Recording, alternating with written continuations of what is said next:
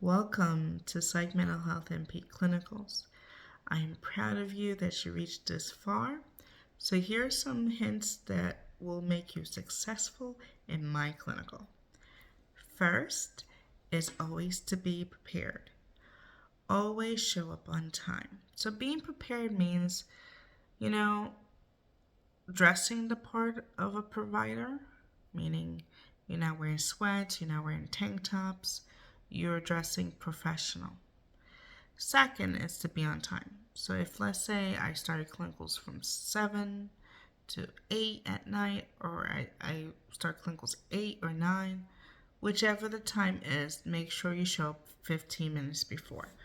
So example, if I start working at 7, 6:45, start working at 8, then 7:45. If I'm starting working at 9, then 8:45. Try to show up 15 minutes ahead of time to be prepared so you're not in a rushing in. Always have your computer handy, have your DSM-5 handy, as well as your stall prescriber guide. The stall prescriber guide is what you need. You don't need the pharmacology book for my clinical. Now, for lecture, you need your pharmacology. But for right now, I really want you to focus on how to navigate from the first page to the last page of the stall prescriber guide. It is very important. It is a book to always keep for at all times when you practice. If there's any updates in the book, then you update it. But it is the end all be all, I say. Second book is the DSM-5. That's a book that you should never get rid of, because this is how we diagnose. Because there's a difference between major depressive disorder versus dysthymia. There's a difference between cyclothymia versus bipolar disorder.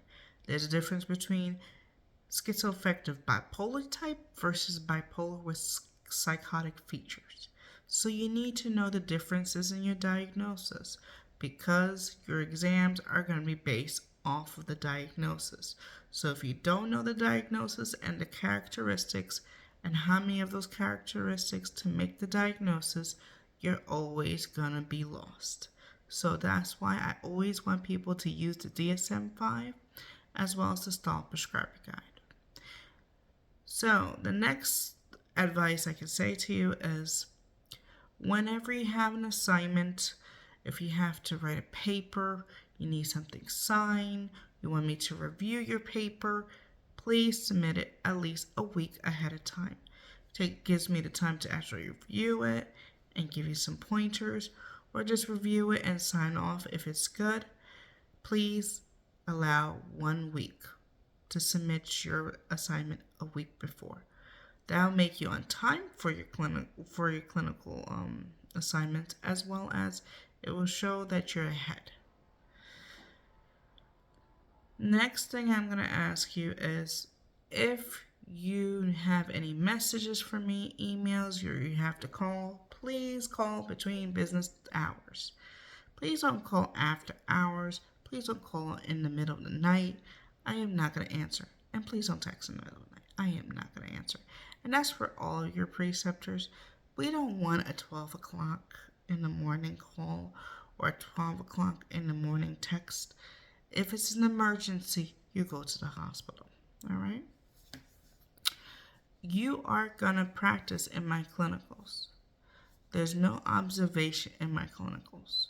So you have to be prepared. And I'm not going to tell you a day before who's your patients. You're going to show up and you're going to get ready for me to call on you.